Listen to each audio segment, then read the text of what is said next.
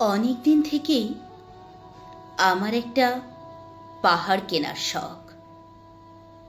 পাহাড় কে বিক্রি করে তা জানি না।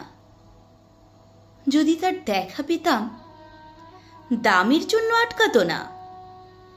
আমার নিজস্ব একটা নদী আছে, সেটা দিয়ে দিতাম পাহাড়টার বদলে। কে না জানে পাহাড়ের চেয়ে নদীর দামই বেশি। পাহাড় স্থানু, নদী বহমান, তবু আমি নদীর বদলে পাহাড়টাই কিনতাম। কারণ আমি ঠকতে চাই। নদীটা অবশ্য কিনেছিলাম একটা দ্বীপের বদলে। ছেলেবেলায় আমার বেশ ছোটখাটো ছিমছাম একটা দ্বীপ ছিল, সেখানে অসংখ্য প্রজাপতি। আমার যৌবনে দ্বীপটি আমার মাপে ছোট লাগলো। প্রবাহমান ছিপছিপে তন্নি নদীটি বেশ পছন্দ হলো আমার। বন্ধুরা বলল, ওইটুকু একটা দ্বীপের বদলে এত বড় একটা নদী পেয়েছিস, খুব জিতেছিস তো মাইরি। তখন জয়ের আনন্দে আমি বিহ্বল হতাম। তখন সত্যিই আমি ভালোবাসতাম নদীটিকে। নদী আমার অনেক প্রশ্নের উত্তর দিত। যেমন, বলো তো, আজ সন্ধেবেলা বৃষ্টি হবে কিনা?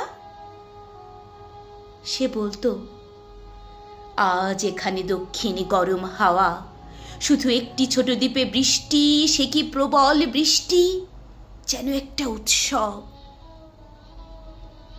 আমি সেই দ্বীপে আর যেতে পারি না। সে জানতো, সবাই জানে, শৈশবে আর ফেরা যায় না।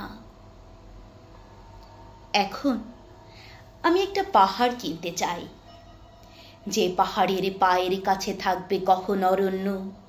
আমি সেই অরণ্য পার হয়ে যাব, তারপর শুধু রুক্ষ কঠিন পাহাড়, একেবারে চূড়ায় মাথার খুব কাছে আকাশ, নিচে বিপুলা পৃথিবী, চরাচরে তীব্র নির্জনতা, যেখানে আমার কণ্ঠস্বর কেউ শুনতে পাবে না। আমি ঈশ্বর মানি না, তিনি আমার মাথার কাছে ঝুঁকে দাঁড়াবেন না। আমি শুধু 10 দিককে উদ্দেশ্য করে বলবো, প্রত্যেক মানুষই অহংকারী এখানে। আমি একা, এখানে আমার কোনো অহংকার নেই। এখানে জয়ী হবার বদলে ক্ষমা চাইতে ভালো লাগে। হে 10 দিক, আমি কোনো দোষ করিনি, আমাকে ক্ষমা করো, ক্ষমা করো, ক্ষমা করো।